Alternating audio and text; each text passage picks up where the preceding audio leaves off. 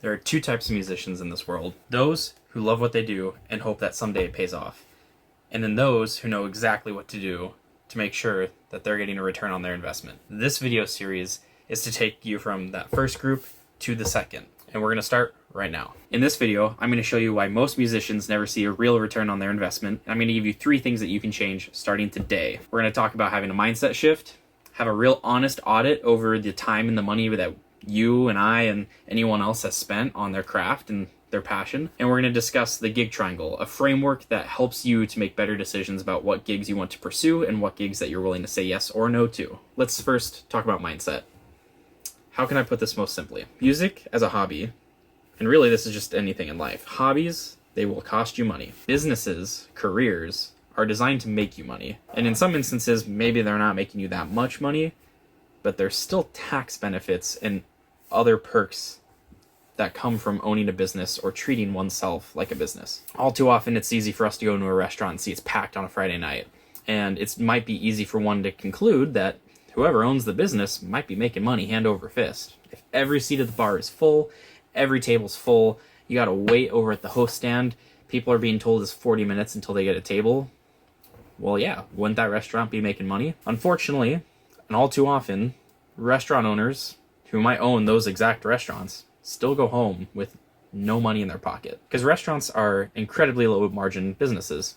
There are so many expenses and costs that go into the food, the labor, the bills, the cable, the Wi-Fi, the cost of using a register. And even if you have a packed Friday night and your sales are crazy high, which does help a lot, it doesn't mean that you're guaranteed to make money. And this exact same predicament happens in a very translatable way for musicians. Every single weekend there are working musicians who are playing packed houses, their calendar's full, they've got gigs lined up throughout the year, but many times nobody's really looking at the numbers. The problem was never the music. The problem was never what kind of guitars you like or what kind of drumsticks that you prefer. Instead, it's all about the lens of which you look through. And here's what changes when you flip that lens. Business-minded musicians, they know their costs, okay? They price gigs based on profitability, not what they feel like is a comfortable number to ask for. They make their gear decisions based on return on investment. They are not led or motivated by gear acquisition syndrome. And they take time to consider how they build themselves or their band as a brand rather than just musically. Without that branding, without that marketing, without treating things like a business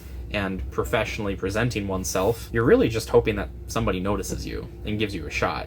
And I hate to break it to you, but people don't care that much. Now that's easy for me to say, but let's take a moment and actually dig into some numbers real quick. First, let me take you back. I'm going to give you a short story. Promise it's short. I had a recent parking lot moment that really changed a lot for me.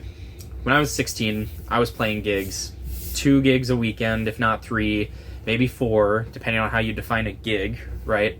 I was working freelance as a musician, playing with bands, working for churches, either as an audio engineer or a bass player or a guitar player, and it was a really fun time. I didn't have any true costs of living that I had to be concerned with. I had a super cheap car payment, and that was about it. And I was probably taking home about $1,000 to $1,400 a month, give or take, depending on how busy I was. And for a 16-year-old who was just playing instruments or pushing faders around, that's pretty good. But I do remember at one point when I was 16, I was on my way to Waffle House at 1:30 in the morning after tearing down from a gig, and it hit me that all the time that I spent traveling to and from rehearsals, going to my private instructor for guitar lessons, the time that I spent driving to and from venues, picking up equipment, setting up, tearing down, not to mention the fact that most all of my gigs were 4 hours of continuous playing, that I had spent an incredible amount of time and committed a lot of hours of my life every single week to playing music. And if I compared that to the money that I was making per gig, I think my actual earnings was sub $9 an hour. Fast forward now, I'm in my late 20s. I just moved to a new city, still getting comfortable. I've got a brand new baby, and my wife and I just moved into our first house together here, and I had an opportunity to take a gig. And I remember sitting in a parking lot, chowing down on a cheesy gordita crunch, and I started doing the same math. And I was still making about $9 an hour. Not only was the gig a 4-hour gig, I think I got paid $125, but there was setup, there was teardown, There was driving to the venue, driving back. We live out in the country, so it's an hour drive to the venue. It's another hour drive back. My truck gets 18 miles to the gallon. I think I spent about $18 or $20 on gas.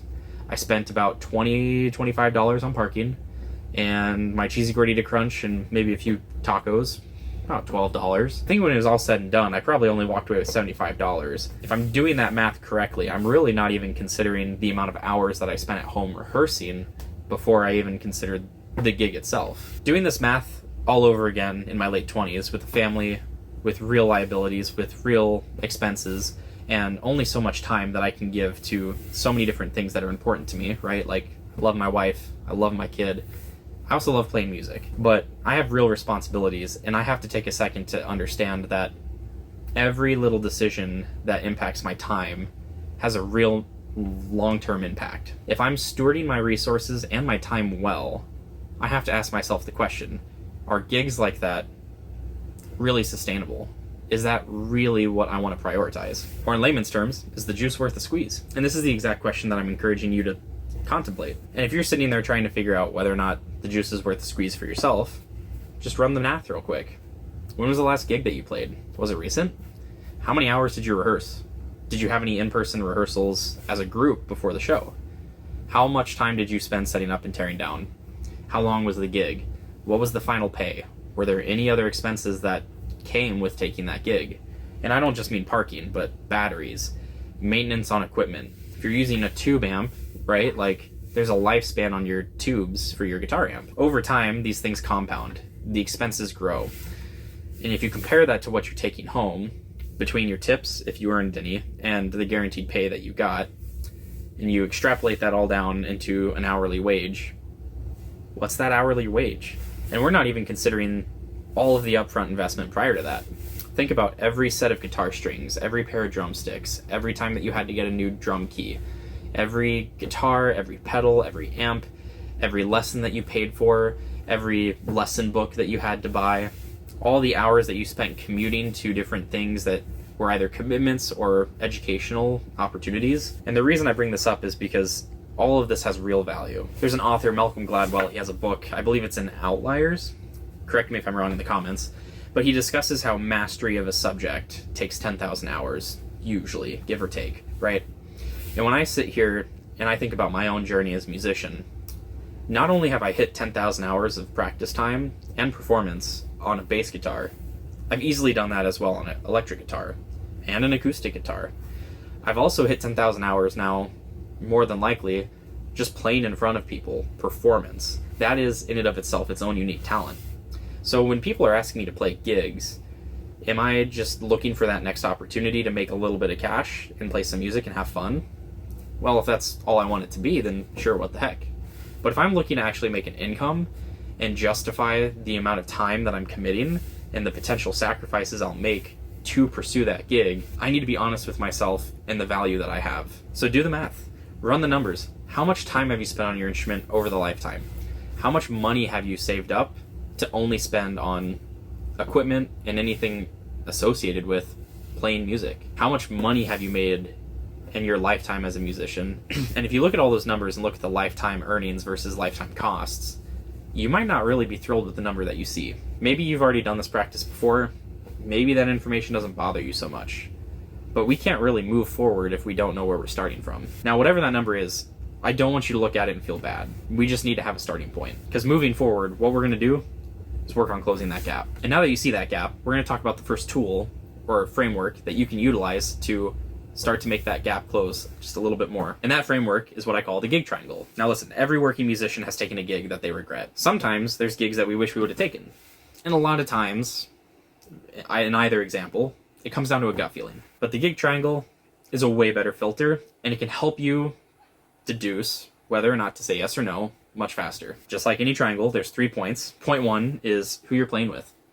Do you know the guys that you're going to play with? Do you enjoy playing with them? Are they the kinds of people whom you want to be associated with? And do they make you feel provoked to improve as a musician? Do they challenge you in a healthy way? Are they respectful? That is such a critical element to whether or not you're going to enjoy a gig and whether or not the group that you're playing with, if there's any longevity there. The second point to consider is the music itself. Do you enjoy it? Does it challenge you as a musician? Is it something that you really get into playing and you can lock into the pocket and really have that musical connection, or maybe even musical tension with whomever it is you're performing with? Or is it the kind of music that makes you feel like you're just going through the motions? If the gig itself is not going to help you develop, not only as a musician, but also as a performer, it might be up for debate whether or not that's the right gig for you. And then the third point, arguably the most important, is, does the gig pay? Does it pay enough? Is it adequate? You know, if a gig pays $250, that might sound great on paper, especially if there's no rehearsals that you need to go to. Maybe you're only playing for an hour. That's awesome. Until you find out that you have to dedicate an entire Saturday from 7 a.m. to midnight because you can't leave and return to the venue outside of those hours. That's rough. How do you get food? You'd have to DoorDash it.